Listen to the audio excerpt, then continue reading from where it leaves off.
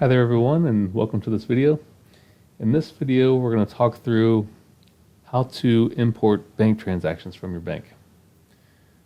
So what we want to do is come here to registers, and then we want to select bank account.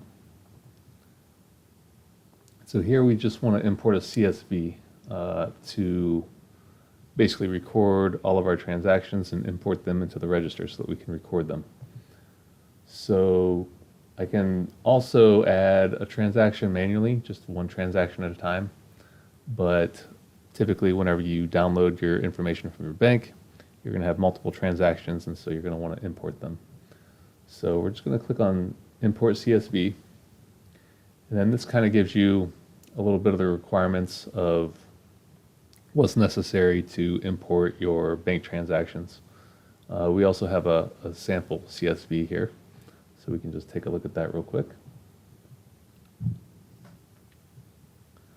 So here we can just see that we have a date, description, and amount, and then a reference number. The required columns here are these three: date, description, and amount. And our system can automatically assign a reference number once everything is imported.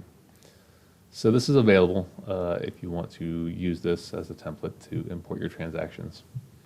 For the purposes of this video, I've already kind of gone through the process of creating a file. So what I'm going to do is just walk through importing that file into simpleWhirksBooks. So I'm just going to pull this over here. And then next thing we're going to do is there's a checkbox here for the first row contains column headers. So let's just open this real quick to take a look. And so here we have date, description, and amount. And we don't necessarily need the reference number. So whenever you're importing, all of your payments are going to be negative, and all of your money coming into your bank account is going to be positive. So you just want to make sure you have it formatted correctly and have the numbers and the amounts in the proper sign before you import. I'm going to click out of here, and then we're going to click on next, and then we're going to just map our columns. So the date, we're going to select date, description, and amount is amount.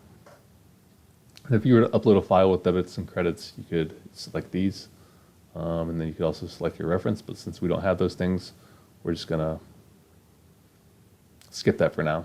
And then here, say that you wanted to import several transactions and select the same posting account, you would be able to select whatever account you want to post those transactions to on here. But we want to just select those after we import it.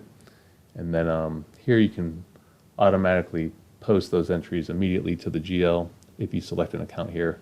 But we're not going to do that. We're going to have different transactions that we want to post to different accounts. So we're just going to leave these how they are. Next, we're just going to click on preview, and then it's going to show you what you're importing before you import. So just give you a little preview. It's going to debit your cash account for these two positive amounts, and it's going to credit your bank account for these negative amounts. So everything here looks good. So we're just going to go import transactions, and then you can see here once we have done that, the import is complete. And if there are any errors, you need to go back and fix those errors before you try to re-import it again. But since we don't have any errors, we're just going to go ahead and click close. And then now we have our transactions on our register. So what we want to do is they're imported in a draft format. Then we can select the account that we want to post them to. So these are going to be inventory. So we select inventory.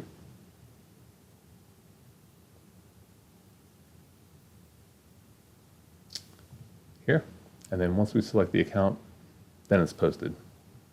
If we want to split a transaction, for instance, we wanted to post this sale to two different revenue accounts, we can come over here, select edit transaction, and then we want to be able to split that transaction and select our first account.